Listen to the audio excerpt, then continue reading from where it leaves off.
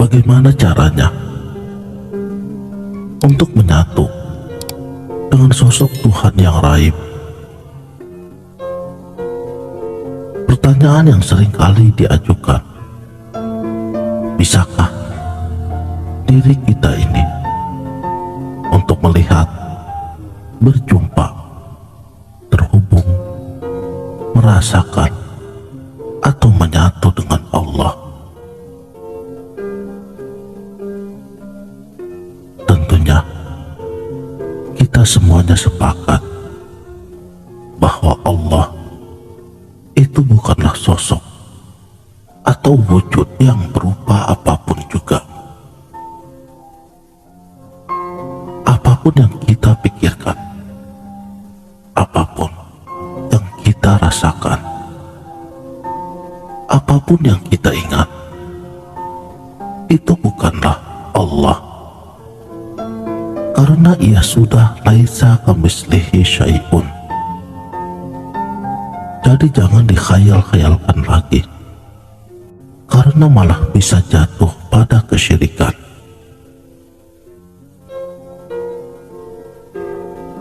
Dia adalah sosok yang raib, yang hanya bisa dijumpai melalui dimensional perjalanan batin atau mi'raj, yaitu melalui perjalanan internal jiwa kita sendiri.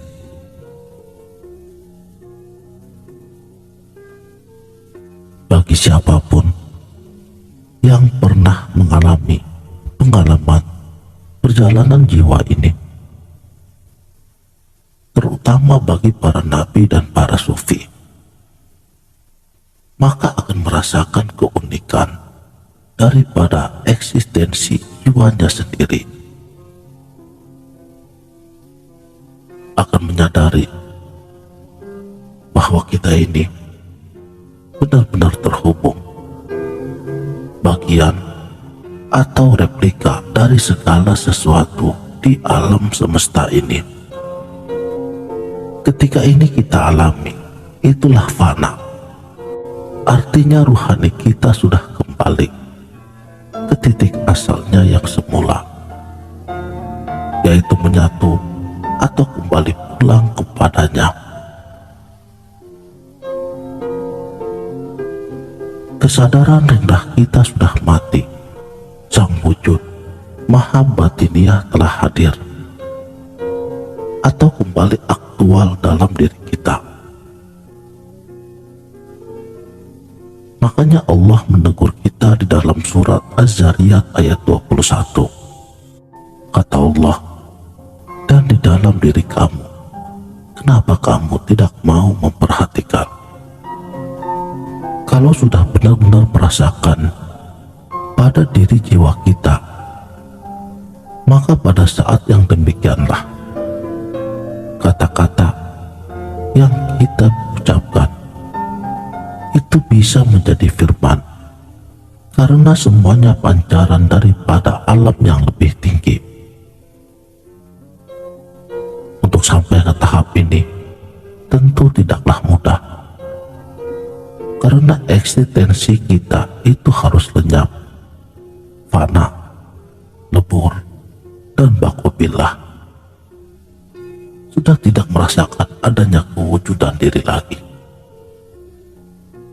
Karena pada dasarnya kita ini adalah jaringan dari matriks ilahi. Ada kekuatan kosmik yang maha agung yang menggerakkan dan menghidupkan tangan, kaki, mata, mulut, dan telinga kita. Dalam hadis qudsi, Allah Subhanahu wa Ta'ala berfirman, barang siapa yang menyakiti waliku, maka aku mengumumkan perang kepadanya. Tidaklah hambaku mendekat kepadaku dengan sesuatu yang paling aku cintai selain apa yang aku wajibkan baginya. Hambaku senantiasa mendekatkan diri kepadaku dengan amalan-amalan sunnah, sehingga aku mencintainya. Dan apabila aku telah mencintainya, akulah yang menjadi pendengarannya, yang ia gunakan untuk mendengar. Akulah penglihatannya, yang ia gunakan untuk melihat. Tangannya yang ia gunakan untuk berbuat. Kakinya yang ia gunakan untuk berjalan. Dan jika ia meminta pertolongan kepadaku, maka aku pasti akan memberikannya. Dan jika dia meminta perlindungan kepadaku, pasti itu pun akan aku lindungi. Hadis riwayat Bukhari, nomor tarkim 6502.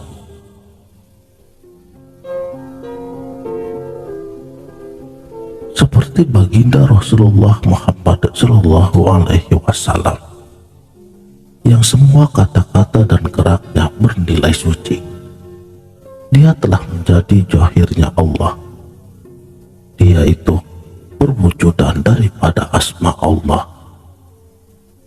Asma Allah pada hakikatnya adalah sesuatu yang tidak terpisahkan daripada kudrat dan irodat Allah itu sendiri. Tapi perlu kita faham bahwa kita tidak menyebut bahwa Rasulullah Muhammad adalah Allah, karena beliau tetaplah manusia biasa. Namun ada elemen Tuhan, wahyu, yang aktif di dalam dirinya. Dengan demikian, dia itu kalamullah, ruhullah, kalimah, atau akal aktif dari Tuhan itu sendiri. Dalam tanda petik, tajalinya.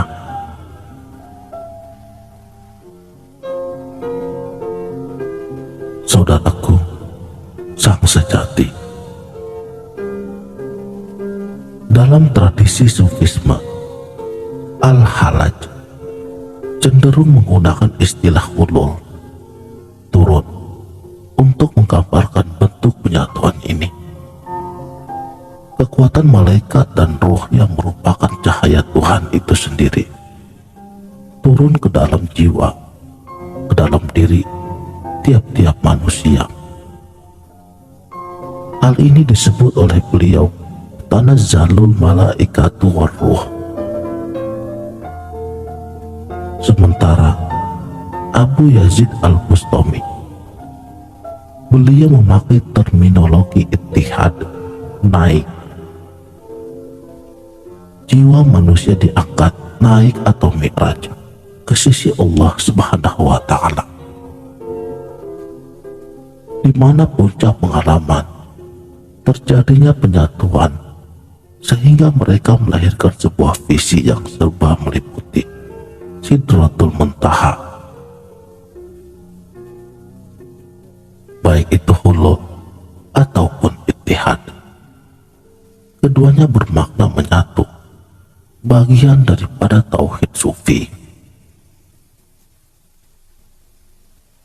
Di dalam surat Qaf ayat 16, kata Allah, dia itu lebih dekat daripada urat lehermu.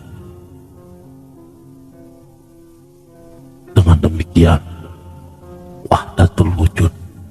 Namun konsep ini tidak membuat nyaman sekelompok teolog lainnya yang telah mewajibkan Tuhan untuk menjaga jarak dari manusia. Allahumma sholli ala Sayyidina Muhammad wa ala ali Sayyidina Muhammad. Wallahu a'lamu bishawab. Sekianlah, mudah-mudahan video ini dapat bermanfaat. Wassalamualaikum warahmatullahi wabarakatuh.